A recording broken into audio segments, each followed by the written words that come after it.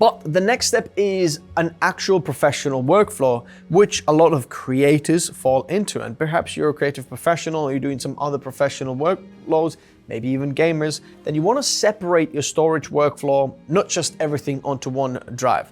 In fact, if you'd like to see a full 2026 updated guide for storage workflow, then let me know in the comment section below. I'll make sure that I'll up that list. But there is a few years old video, just to give you an idea. Go check that video out, storage workflow guide, where you can find out how you should lay out storage and have it in differently. Now, I have actually improved and using it slightly differently since then, but perhaps you're interested in this, let me know in the comment section below. But what this test does over here, that this is the drive consistency test. This takes the drive to the absolute limit, and I really mean that. This drive writes over 20 terabytes of files on it. It fills the drive multiple times, empties it. This test takes over 20 hours to complete. What this test really does is hammers the drive with big files at all times and sees how good does the drive keep up with, even after a few times writing on it and keeping on it. And when it's hot and it's just written a couple of terabytes on it, for example,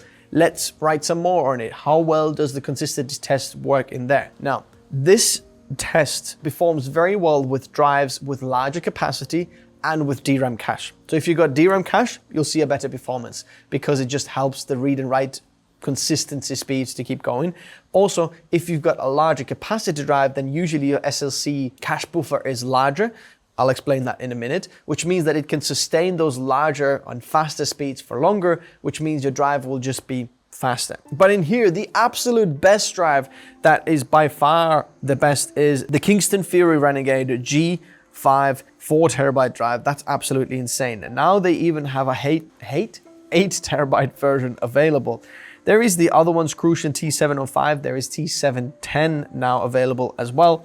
And then Samsung, very, very close in the bottom in there. But the high-end Gen 5 drives do perform quite a bit faster in there. Regardless, if we're looking at the best Gen 4 drives, then we're looking at the KC3000, which is at this point right over there. And that is roughly around 48% slower.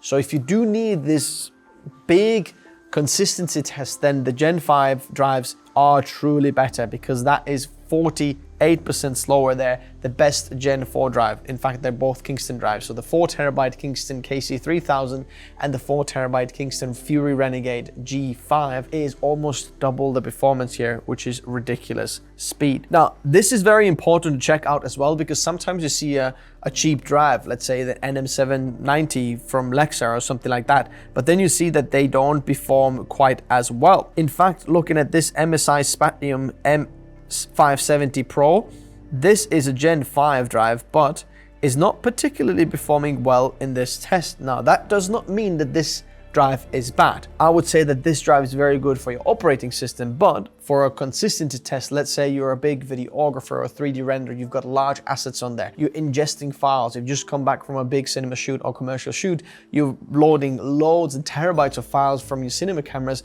then having a drive like that perhaps is not the best, and going with a higher end Gen 4 drive like the KC3000 from Kingston over there is actually a better option. Oh, that's 990 Pro.